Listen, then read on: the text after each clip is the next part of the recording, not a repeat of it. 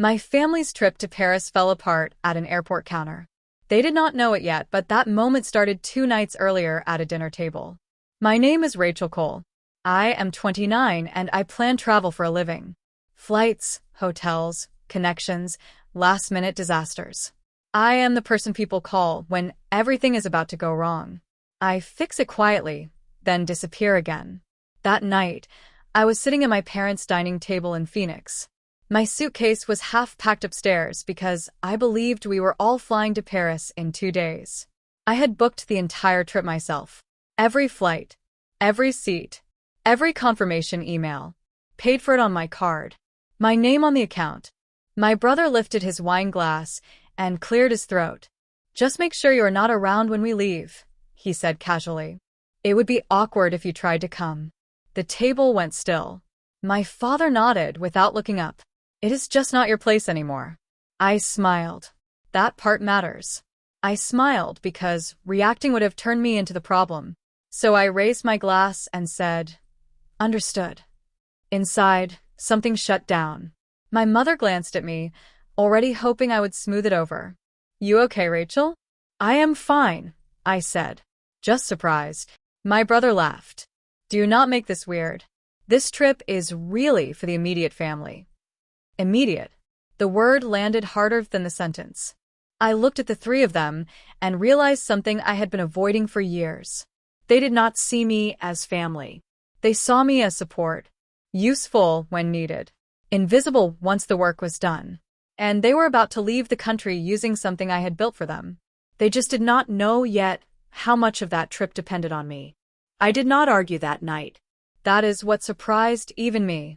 I sat there, nodded, and finished my dinner like nothing important had happened. I had learned early that reacting only gave my brother material.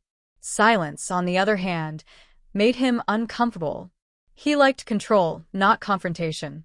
Later, in my old bedroom, I closed the door and stared at the place where my desk used to be. The posters were gone. The furniture had changed.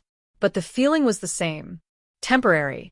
Like I was visiting a space I was never meant to fully occupy. My phone buzzed. A message from my brother. "Just to be clear, do not be here Wednesday morning. It will be awkward with the car. Just logistics. The way you speak to someone who is already optional." I stared at the screen, and a familiar instinct kicked in. Minimize it. Rationalize it. Maybe he does not mean it like that. Maybe I am being dramatic. That instinct did not come from nowhere. When I was 19, I had been accepted into a summer architecture program in Paris. I had worked for it, saved for it, planned my future around it. My brother told my parents I was too sensitive to live abroad. He said I would panic. He said I had cried to him privately. None of it was true.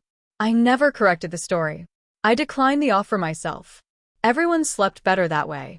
That pattern repeated itself over the years. He mocked my job, dismissed my independence, turned my accomplishments into jokes. My parents smoothed it over and called it sibling tension. I swallowed it and stayed useful. So when he told me not to be there Wednesday morning, it did not feel new. It felt familiar. Like confirmation. This was not about Paris. Paris was just the stage. This was about being excluded after I had already done the work. About being erased once my usefulness was complete. And for the first time, I stopped asking how to fix it and started asking something else. What would happen if I did nothing for them at all? I slept badly that night. Not because I felt guilty, but because my brain would not shut up. It kept replaying old scenes, old compromises, old moments where I had chosen quiet over honesty because it felt safer. Somewhere around 3 in the morning, I stopped pretending this was a misunderstanding. It was a pattern. I opened the booking portal I use for work, the same one I trust with other people's 6-figure itineraries. Our family trip appeared instantly. 4 tickets. Phoenix to Paris. 1 layover. Flexibile fare. My name listed as the primary contact. That detail had always been practical. Now it felt dangerous. At first, the thought came as a test, not a plan. I could change this. A few clicks. No shouting. No confrontation. No explanations that would be ignored anyway. Immediately, another voice pushed back. That would be petty. Extreme. Proof that you are exactly who he says you are. So I closed the laptop and paced the room. I imagined Wednesday morning. The car pulling away without me. My brother making a joke about extra space now that I was not coming. My parents laughing politely. Photos sent later. Paris without Rachel. Then I imagined the airport counter. The confusion. The scrambling. The moment they would finally look for me and realize the one person who understood how everything worked was no longer helping. The difference between the two images was physical. One made my chest tighten. The other made it slow down. That was the answer. I did not cancel anything that night. That mattered to me. I wanted the decision to be clean, not impulsive. I wanted to be certain this was not revenge, but refusal.